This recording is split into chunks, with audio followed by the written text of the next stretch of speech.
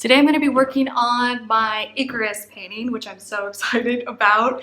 I had been working on this painting before, but then I got this commission and I've been really putting all my focus on that. So the Icarus painting has not been worked on for quite a while. So the commission painting was right here where the Christmas tree is now. So this part of the studio is going to be out of commission for the holidays, but I've been working on the Icarus painting over here on this side. So I'm going to be working on getting this side all set up and rearranged so I can start looking at that painting and see what I need to do.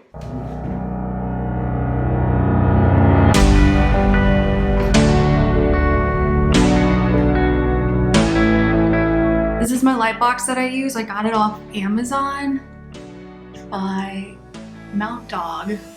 I really like it a lot. So I've got tape down, you can see on the floor, so I remember where I put everything. So I've taped down for the chair that holds the stand, taped down where to put the easel legs, which I'm gonna have to check because it looks like this is hanging off. And it's pretty wedged up tight, so it's not gonna fall over, I hope. But the goal is to get the light up as high as possible so it can be hitting me, the model for this painting, and be acting like, well, it's unclear, either acting like sunlight or moonlight for the painting. This mirror goes here, but I'm gonna move it out of the way because it covers part of the painting because it's not wide enough here to also have the light box, which I'm going to turn on in a second, which lights the painting. So I'm going to move it out of the way so I can be sitting and looking at the painting and see what needs to be finished so I can see the painting in its entirety. So I've hit this light so many times with this easel and I'm going to break it one of these days. There's a hole in this wrapping. This should be okay. This is my homemade light box. I find it challenging to light this guy because I get a glare on this side or the other side. Seems like it's a little bit too dark, so I'm like constantly messing around with the light. And it would be best if I had an overhead light to light this part of the painting with a sheet in front of it, so this light wouldn't affect the model me in the mirror, adding any other extra light, and so it's like just that light. But the ceiling is not high enough because I don't think you can see in the video. The ceiling slopes down. So I'm working with what I got. And here's the painting, the Icarus painting. So before I like really start to study it, if you can see, it's having trouble focusing. It's kind of matte and gross. There's a lot of sinking in that has happened, especially in these darks. So I don't know if I'm gonna paint today or just stare at this painting forever and figure out what needs to be done to it to make it a really nice painting.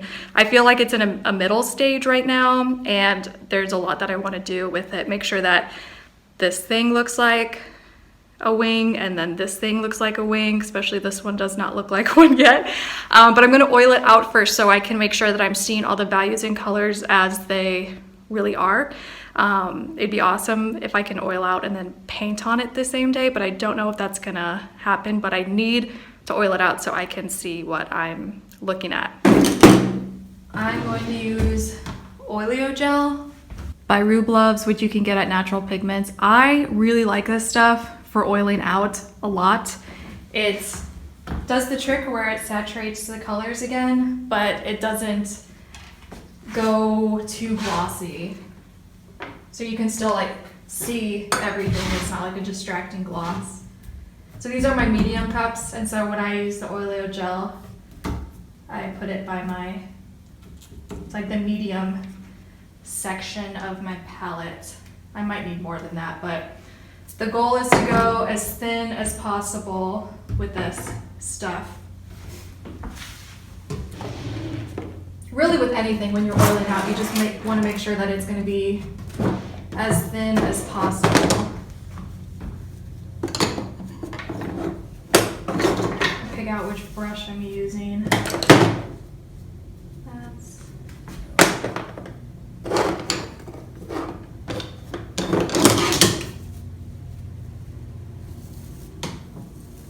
This is a good brush for oiling out. It's big for this big painting. So this guy is the Robert Simmons number 16, and it's got a lot of strength to it, but it's also soft too, so it's best of both worlds. Makeup sponges. So for oiling out, I've done both, where I will use just a brush or makeup sponges. I got the tip from Cesar Santos on his painting and, well, it would just be the painting workshop DVDs, where he recommends using a makeup sponge because you're not putting down too much oil then, which is the key. You want it to be as less oil as possible, because too much oil can either look gross. This hasn't happened to me ever, like with using the Oilio gel, but when I had used my other oiling out mediums that are like really runny like oil, putting it on there, and it'll look like it's all covered nicely, but if the oil's on too thick, the next day I'll see like beads of oil that have dried and gummed up, and you really can't. It's hard to get those off the painting and get that nice pristine surface again. But I've never had that problem with Oilio gel because it's a gel medium, so it's not runny and gonna make drips. But I don't know, these are my makeup sponges. They're kind of small, and I don't know, I think I still prefer using a brush over the makeup sponge. I have in the past oiled out with a brush and then went over it with a makeup sponge to make sure that this is picking up any extra, and I think I'm gonna do that with this painting, but who knows, I might change my mind and just go. It's a huge painting that I need to cover. It's 4 by 5 foot, so I'm probably just gonna do whatever feels right in the moment with this oiling out.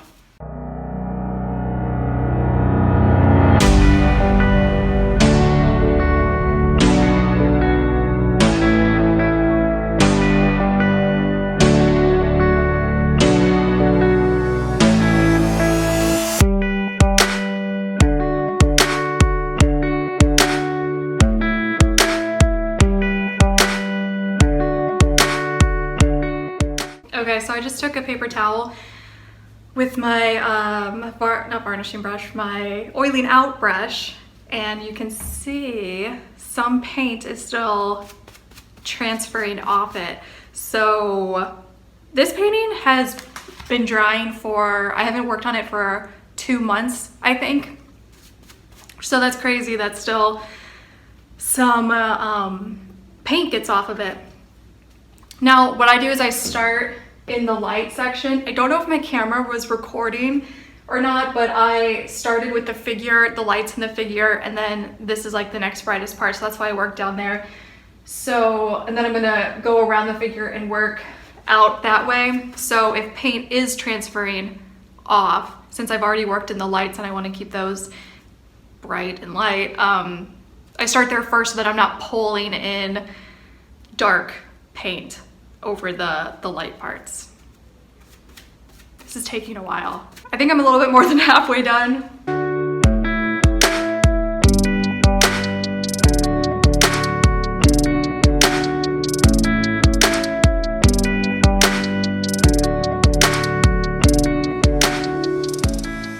All oiled out with this brush. I'm now gonna go over it with the makeup sponge and see if I can get any extra oil off.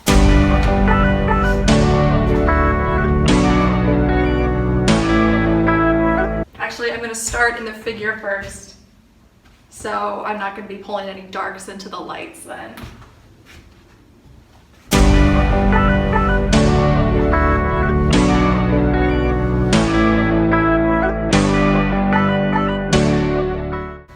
Look at that. It's already stuff coming off. But that is okay. I'm gonna use the other side now so that I don't get whites into the darks.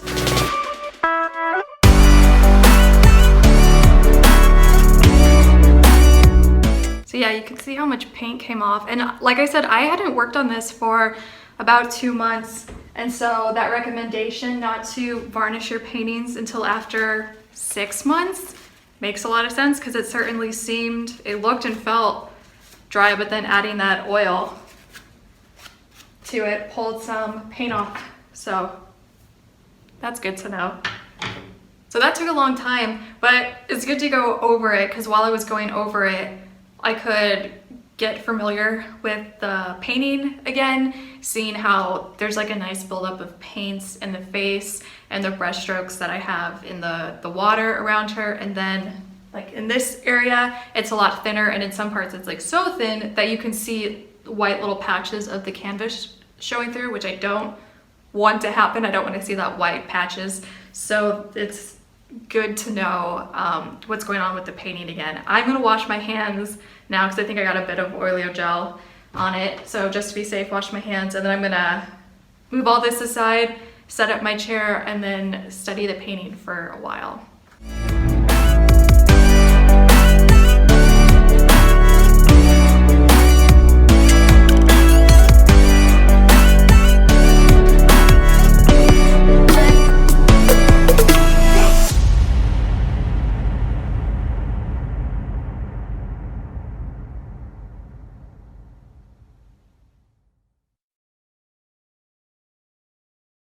When I get up close to the painting, there's so much I want to do to it, but I've sat far away from the painting and looked at it for a while to take it all in. And so what I like to do is go from general to specific. So I feel like everything's kind of blocked in, and not even blocked in value-wise yet, because there's so many things that need to happen value-wise that I'm figuring out. I'm kind of winging this painting, no pun intended. And so just kind of going, instead of having something super planned out, which I normally do, I'll think something feels right and I'll work on that, and then take it from there, take it from there, take it from there, type of thing. So sitting back there is helpful. So I'm making these judgments over the whole painting, like these, that'll like be very significant, not like small, tiny little detail stuff.